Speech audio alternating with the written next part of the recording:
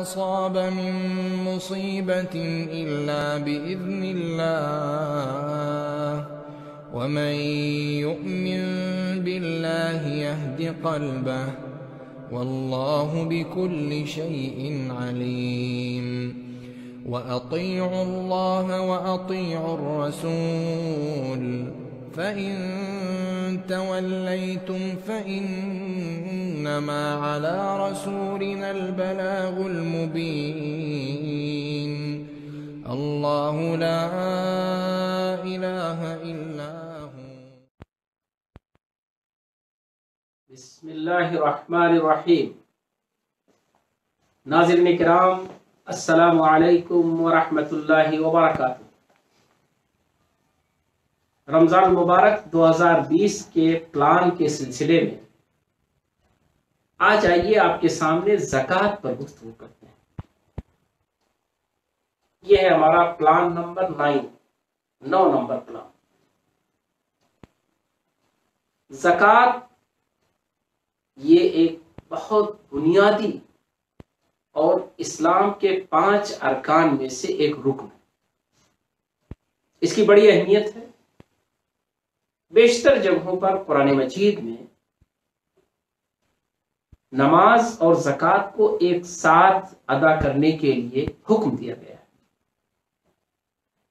زکوٰۃ کے سلسلے میں ایک بات تو یہ ذہن میں رکھنی چاہیے کہ زکوٰۃ ادا کرنے کے لیے رمضان کوئی شریعت کی طرف سے متعین مہینہ نہیں ہے. یعنی زکوٰۃ کی ادائیگی کے لیے شریعت اسلامیہ نے رمضان کے مہینے کو وقت نہیں بتلایا ہے. گرچہ عام طور پر لوگ زکوٰۃ نکالنے کے لیے اس ماہ مبارک کا انتخاب کرتے ہیں اور ان کی خواہش یہ ہوتی ہے کہ چونکہ یہ ماہ مبارک ہے، اس میں اجر بڑھ جاتا ہے، ثواب بڑھ جاتا ہے، اس لیے ہم زکوٰۃ اس مہینے میں اگر ادا کریں گے تو ہمیں زیادہ بڑھ کر ثواب ملے گا. یہ جذبہ اپنی جگہ ہے، لیکن آپ ایک بات ضرور یاد رکھیں کہ شریعت مطہرہ نے زکوٰۃ کو ایک انسانی اور معاشرتی ضرورت کی بنیاد پر واجب قرار دیا ہے. اس لیے اگر کوئی شخص رمضان سے ہٹ کر کسی دوسرے ایام میں ضرورت مند آپ کے سامنے آتا ہے اور آپ زکوٰۃ دینے والوں میں سے ہیں تو آپ کو زکوٰۃ دینی ضروری ہے. آپ لازماً اس کی مدد کریے، ورنہ آپ گنہگار ہوں گے، اللہ کی پکڑ سے نہیں بچ سکیں گے. آئیے ہم زکوٰۃ کے مسئلے کو سمجھتے ہیں. زکوٰۃ کے سلسلے میں بنیادی طور پر اس کی بڑی فضیلت ہے، بڑی اہمیت ہے. نہ ادا کرنے والوں کے لیے بڑی سزائیں ہیں، بڑی عقوبت ہے، بڑا ہی برا انجام ہے. البتہ زکوٰۃ کے سلسلے میں 2 بنیادیں ہیں جسے ذہن میں ہمیشہ کے لیے رکھنا چاہیے. پہلی بنیاد یہ ہے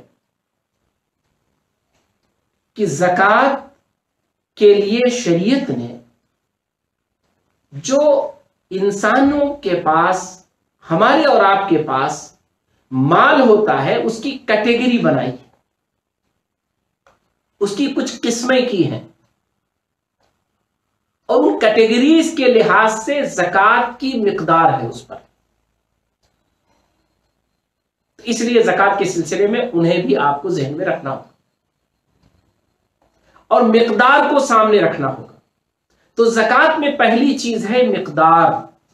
جس کیٹیگری کی زکوٰۃ دینی ہے، جس قسم کے مال پر زکوٰۃ دینی ہے، اس قسم کے مال پر شریعت نے نصاب کتنا متعین کیا ہے، وہ کون سی مقدار ہے، کون سی وہ کوانٹٹی ہے کہ اتنا ہو جانے کے بعد آپ صاحب نصاب ہو گئے، زکوٰۃ دینے کی پوزیشن میں آ گئے اور اب آپ کو زکوٰۃ دینی.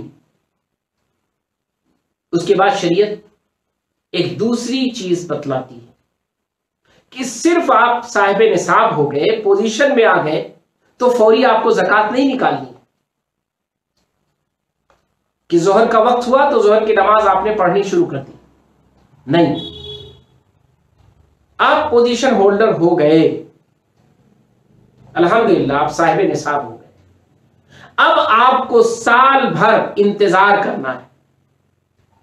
اگر اس سال کے دورانیہ مکمل ہونے کے بعد آپ کی یہی پوزیشن باقی رہتی ہے یا کم از کم صاحب نصاب باقی رہتے ہیں، تو اس وقت سال گزرنے کے بعد آپ کو اس کا حساب کر کے جتنا پرسنٹیج شریعت نے زکوٰۃ متعین کی ہے وہ آپ کو نکالنی۔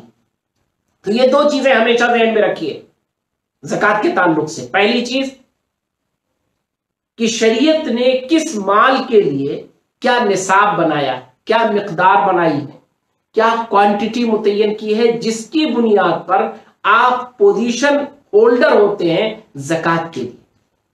اور دوسری چیز، جس دن آپ پوزیشن ہولڈر ہو گئے اس کے بعد 1 سال تک آپ کو زکوٰۃ ابھی نہیں دینی ہے، سال بھر کے بعد آپ کو پھر اپنی پوزیشن دیکھنی ہے، آپ زکوٰۃ کے مقدار کے برابر مالک ہیں یا اس سے زیادہ مالک ہیں، تو آپ کو پورے کے پورے مال کا حساب کر کے جتنا جس مال میں شریعت نے نصاب متعین کیا ہے، مقدار متعین کی ہے کہ اتنے پرسنٹ آپ کو زکوٰۃ دینی ہے، وہ آپ کو دینا ہوگا۔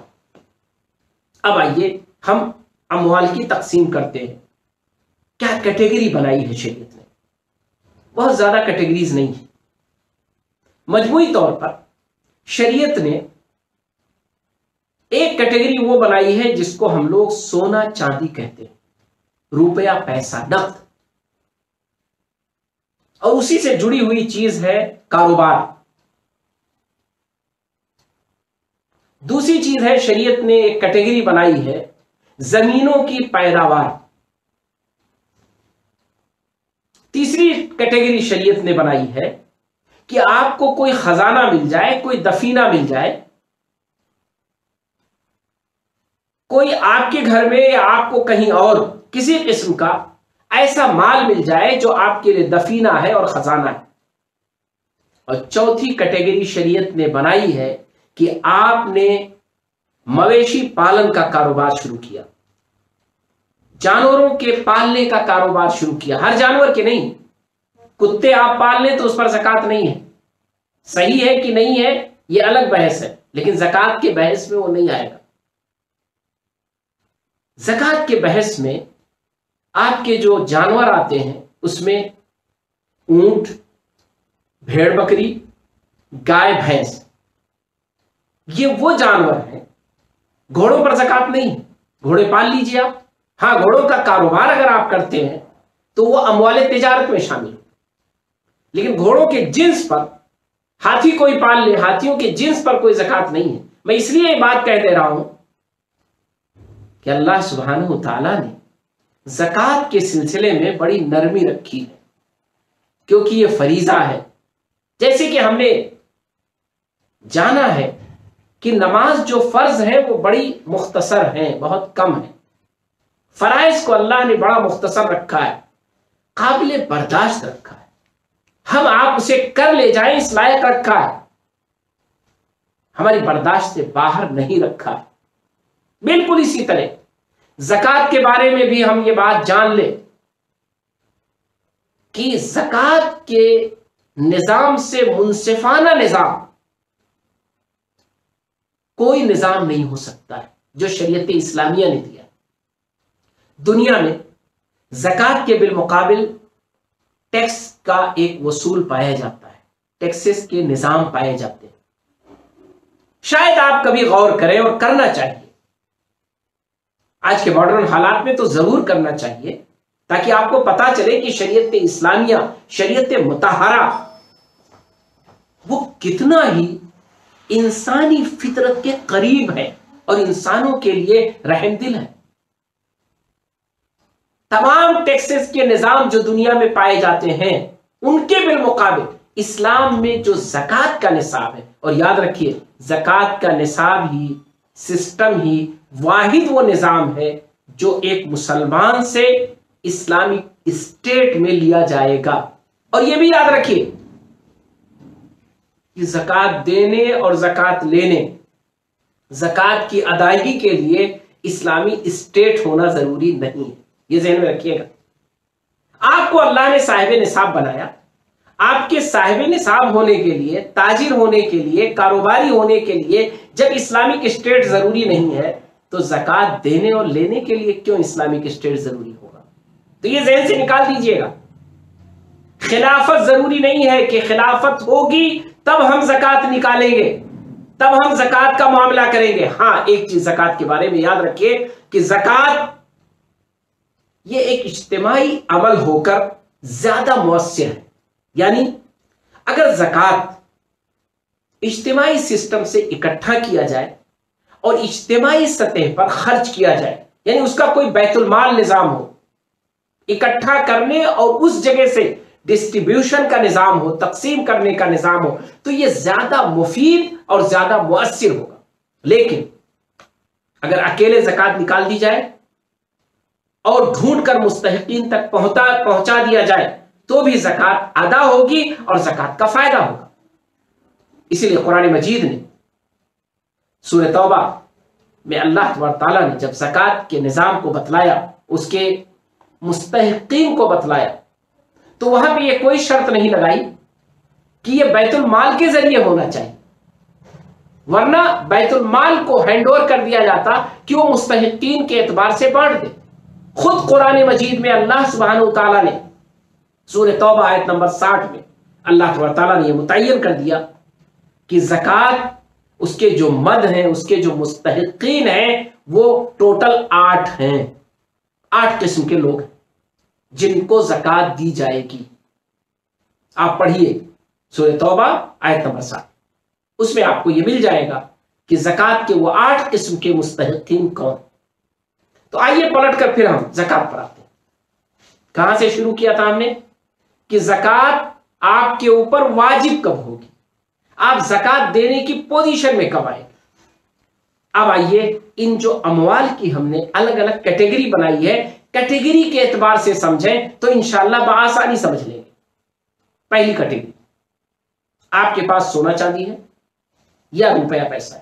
روپیہ پیسہ یہ کرنسی ہے جو بعد میں آئی، اس لیے اس کا اعتبار، اس کو ہم کاؤنٹ کریں گے سونے چاندی کے اعتبار سے. سونا چاندی یہ مستقل کرنسی ہے، اس لیے شریعت نے سونے چاندی کو ایک نصاب مانا ہے. سونے کے نصاب کو شریعت نے کہا کہ 7.5 تولہ سونا، جو تقریباً آج کی ڈیٹ میں 85 گرام وزن کے اعتبار سے بنے گا. جو شخص 7.5 تولہ سونے کا مالک ہو، اس کی ملکیت ہو، وہ گویا صاحب نصاب ہے. 52.5 تولہ چاندی جو تقریباً آج کی ڈیٹ میں 600 گرام کے آس پاس بنے گا، جو شخص اس کا مالک ہے وہ صاحب نصاب ہے، اسے زکوٰۃ دینی ہوگی. زکوٰۃ کتنی؟ 2.5%. اسی طرح اب آپ مال تجارت کو، روپے پیسوں کو، کرنٹ کرنسی کو آپ کنورٹ کریں گے، چاہے سونے سے چاہے چاندی سے. طے بات ہے، آپ اگر چاندی سے کنورٹ کریں گے تو جلدی صاحب نصاب ہو جائیں گے، اور چاندی سے اگر مقابلہ کریں گے، اگر سونے سے مقابلہ کریں گے تو سونا چونکہ مہنگا ہے تو آپ دیر میں صاحب نصاب ہوں گے، یعنی زیادہ ہوگا تب صاحب نصاب ہوگا. اس وجہ سے آپ کو چاہیے، اختیار تو دونوں کا ہے، شریعت میں دونوں نصاب ہے، چاندی بھی ہے اور سونا بھی ہے، لیکن ایک فقہ کی رائے بڑی اچھی ہے اور آپ کو، ہم کو سب کو اسی پر عمل کرنا چاہیے. فقہ نے کہا کہ انفع للفقراء، آپ جلدی صاحب نصاب کس سے ہو جائیں گے، اس سے اپنے کو تولیے. کیونکہ بہرحال اتنا تو ہے کہ اللہ نے آپ کو چاندی کے اعتبار سے ہی صاحب نصاب بنایا ہے، بنایا تو ہے، گرچہ سونے کے اعتبار سے آپ صاحب نصاب نہیں ہیں.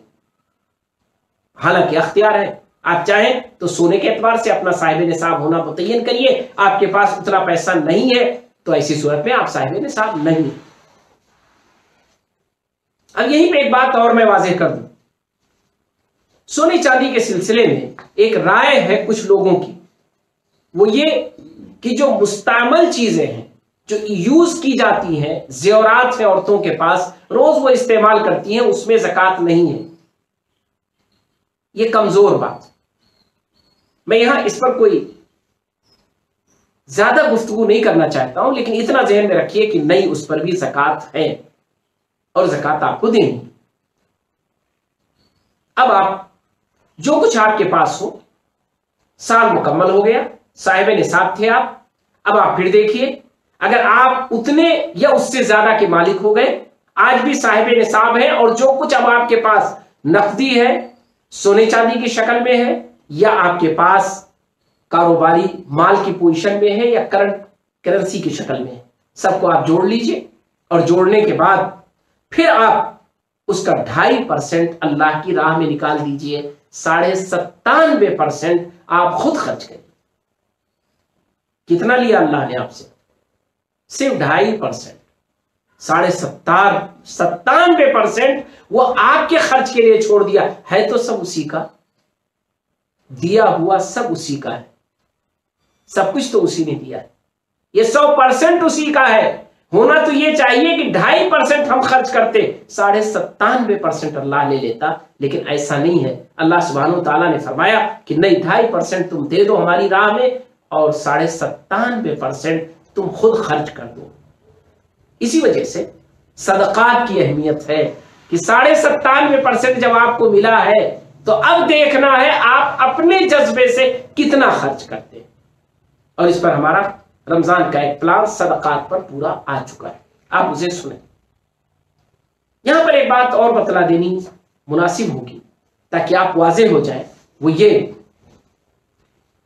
آپ کی اپنی رہائش کے گھر پر، خواہ ایک ہوں یا کئی گھر ہوں، چھوٹا ہو یا بڑا، قیمتی ہو یا کم قیمت کا ہو، آپ کی اپنی گاڑیاں، آپ کے گھر کے ساز و سامان، چاہے وہ لگژری آئٹم ہوں، چاہے وہ کمزور آئٹم ہوں، جیسا کچھ بھی ہے، یہ ساری ضروریات کی چیزیں، آپ کی فیکٹری میں لگی ہوئی مشینری، آپ کا کارخانہ، کارخانے کے سارے ساز و سامان، ان سب پر کوئی زکوٰۃ نہیں ہے.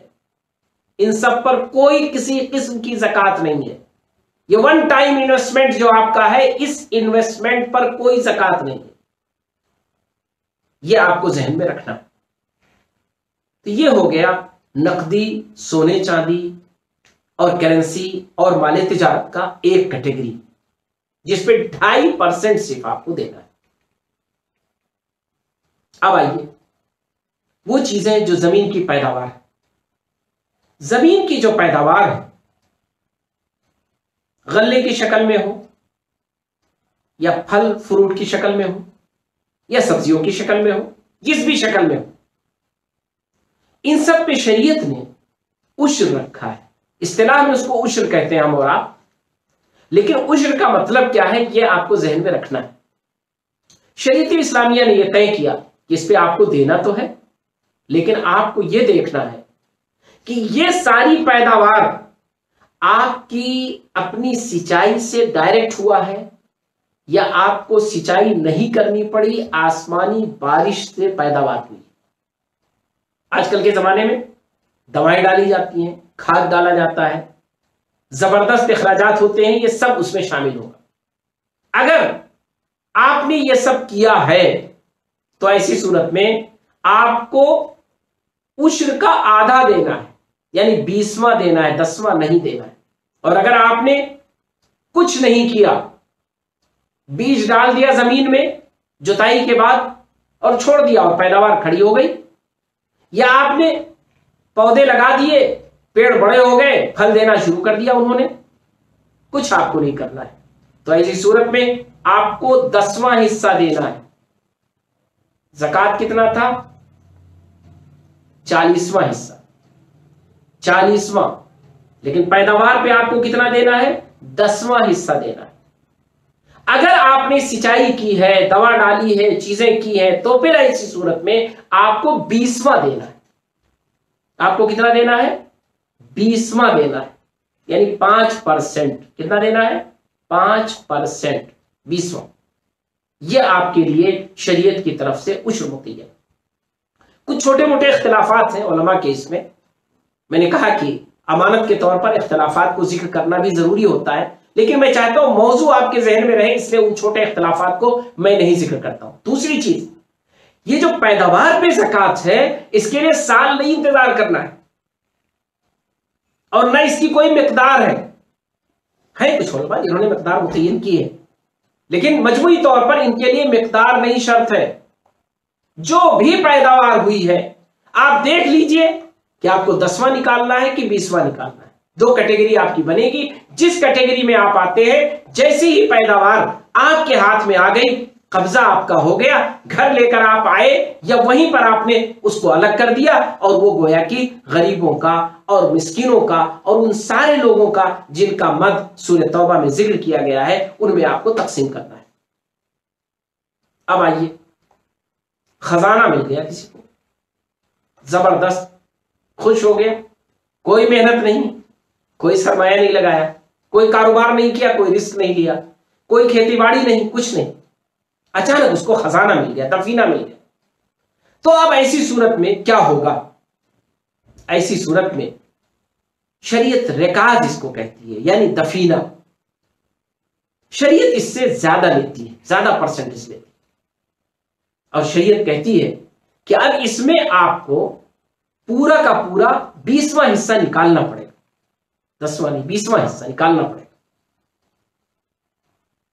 20واں حصہ کا مطلب 20%، بلکہ 20واں حصہ نہیں، 5واں حصہ اس کو کہیے، حصے کے اعتبار سے 20% خمس جس کو کہتے ہیں، یہ آپ کو 20% اس میں دینا پڑے گا، 2.5%، 5%، 10%، اب 20% آپ کو دینا پڑے گا۔ سب سے زیادہ اس میں شریعت آپ سے لیتی ہے۔ آج کی حکومتوں کا جو سسٹم ہے وہ بالکل دوسرا ہے، خزانہ کہیں نکل گیا تو وہ آپ کا نہیں ہے، وہ سب حکومت کا ہو جائے گا۔ پیٹرول جو بھی نکلتا ہے سعودی میں وہ سب حکومت کا ہوتا ہے، خلیج میں یا کسی ملک میں جو بھی خزانے نکلتے ہیں زمین کے وہ سب حکومت کے ہو جاتے ہیں۔ شریعت اسلامیہ نے کہا نہیں، خزانے جو کچھ آپ کی پراپرٹی میں نکلیں گے اس میں آپ کو دینا پڑے گا، بیت المال میں جمع کرنا پڑے گا، غریبوں کو دینا پڑے گا، مستحقین کو دینا پڑے گا، لیکن دینا ہوگا صرف اور صرف کتنا؟ 20%، اس سے زیادہ آپ کو نہیں دینا۔ اب آئیے جانوروں پر، ایک کیٹیگری شریعت نے بنائی تھی، جانوروں کا پورا حساب میں آپ کے سامنے نہیں رکھوں گا، کیونکہ میرا اندازہ یہ ہے کہ شاید یہ سننے والے ان میں زیادہ تر لوگ جانوروں کا کاروبار نہیں کرتے، لیکن ایک چیز جو عموماً امید ہے کہ وہ کاروبار ہے آج کی دنیا میں، عید الاضحیٰ کی وجہ سے، قربانی کی وجہ سے، گوشت کی وجہ سے، اور وہ کیا ہے؟ بھیڑ بکروں کا کاروبار۔ بھیڑ اور بکروں میں شریعت نے 40 پر 1 رکھا ہے، یعنی اگر آپ نے 40 بکرے بکریاں بھیڑی پال رکھا ہے، دمبے 40 اگر آپ کے پاس ہیں تو پھر آپ اس کا ایک جو متوسط ہوگا، نہ سب سے بڑا نہ سب سے چھوٹا، رسول اللہ علیہ وسلم نے فرمایا جو لوگ زکوٰۃ وصولنے جاتے تھے ان سے کہا دیکھو جب جاؤ تو ایسا نہ ہو کہ بہت موٹا مال نکال لو، اور دینے والوں سے کہا ایسا نہ ہو بہت کمزور والا اٹھا کے دے دو، متوسط دے۔ اور دوسری چیز یہ رسول اللہ علیہ وسلم نے فرمایا لا يفرق بین مجتمع ولا يجتمع بین متفرق، ایک اصول اور ہے اس کا کہ مثلا کسی آدمی کے 20 دمبے 2 جگہ ہیں، 2 سسٹم ہے اس کا، تو دونوں کو اکٹھا نہیں کیا جائے، سسٹم الگ ہے، 2 جگہ الگ پل رہے ہیں تو دونوں کا اپنا دیکھا جائے گا، یہاں اگر 40 ہے تو دیا جائے گا، وہاں 40 ہے تو دیا جائے گا۔ اسی طرح ایک جگہ 40 پل رہے تھے، سال وہ زکوٰۃ دینے کا جب وقت آیا تو آپ نے کہا نہیں یہ دونوں تو الگ ہیں، تو یہ نہیں چلے گا، جو اکٹھا ہیں وہ 40 مانے جائیں گے، جو دور دور ہیں سسٹم الگ ہے، دور دور کا مطلب سسٹم الگ ہے، تو ایسی صورت میں ان کو اکٹھا نہیں کیا جائے گا بلکہ وہ الگ ہی مانے جائیں گے۔ سسٹم اب آپ سمجھتے ہیں کہ سسٹم کا مطلب کیا ہوتا ہے۔ آپ کے گائے اور بھینس کے 30 کو نصاب بنایا شریعت نے کہ 30 گائے کسی نے پالی ہے، بھینس پالے ہیں کسی نے، تو اس میں سے ایک آپ کو دینا پڑے گا زکوٰۃ کے طور پر، یہ سالانہ ہے، یہ سب کیا ہے؟ سالانہ ہے۔ اونٹ کے 5 پر 1 چھوٹا بچہ ہے، 1 سال کا بچہ ہے۔ اب اونٹ پر بڑی قسمیں ہیں، 5 سے निसाब शुरू होता है और उसके ऊपर 10 पर क्या है, 20 पर क्या है, 100 पर क्या है, 200 पर क्या है। शरीयत ने बड़ी डिटेल की है, चूंकि ऊंटों का बड़ा कारोबार अरबों में पाया जाता था और रसूलुल्लाह सल्लल्लाहु अलैहि वसल्लम ने उसको मुतय्यन किया है। यहाँ उसके बताने से बज़ाहिर मुझे लगता है कोई आपको फायदा नहीं है।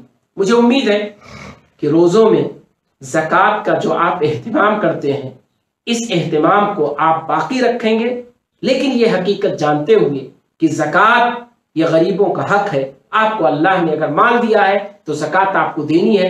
ज़कात के सिस्टम को आप जानेंगे। ज़कात के सिलसिले में एक चीज और याद रखिए, ज़कात आपको जिस तरह आज मसलन आपके 10,000 रुपए ज़कात निकली तो फौरी खर्च करना जरूरी नहीं है। ऐसा नहीं है कि नमाज की तरह उसका वक्त मुतय्यन है, इतनी देर से इतनी देर। अगर आपने नहीं पढ़ा, सूरज निकल आया तो अब फजर आपकी कज़ा हो गई। ज़कात में कज़ा नहीं है। तो इसका मतलब क्या हुआ कि उसे धीरे धीरे आप खर्च कर सकते हैं। इसी तरह ज़कात को पहले भी खर्च कर सकते हैं। मसलन आज आपके सामने कोई मुस्तहिक आ गया, पिछले साल की ज़कात आपकी खत्म हो चुकी थी, अगले साल आपको उम्मीद है कि ज़कात निकालेंगे इंशाअल्लाह, तो आप उस मुस्तहिक को दे दीजिए, इसको आप काउंट कर लीजिए अगले हिसाब में, तो ज़कात पेश की भी दी जा सकती है। तो आप ज़कात के इस सिस्टम को समझिए। इंशाअल्लाह ज़कात ये बहुत बुनियादी अरकान में से है, 5 रुकन में से एक रुकन है। ज़कात के निज़ाम को हमें और आपको समझना बहुत आसान होगा। उसकी कैटेगरी को सामने रखें, उसके निसाब की मिकदार को सामने रखें, और ये बात याद रखें कि ज़कात में एक है पोजीशन होल्डर होना और एक है साल गुजरने के बाद उसकी ज़कात अदा करना। लेकिन ये पैदावार में नहीं है। पैदावार में जैसे ही आपकी पैदावार हुई फौरन आपको ज़कात निकालनी है, चाहे वो उश्र निकालना है, चाहे वो 20वां निकालना है, यानी चाहे 10% निकालना है, चाहे 5% निकालना है, वो आपकी फौरी लागू होगी। अल्लाह ताला से दुआ है कि हमें और आपको ज़कात के निसाब को समझने और ज़कात को अदा करने और मुस्तहिकीन तक पहुंचाने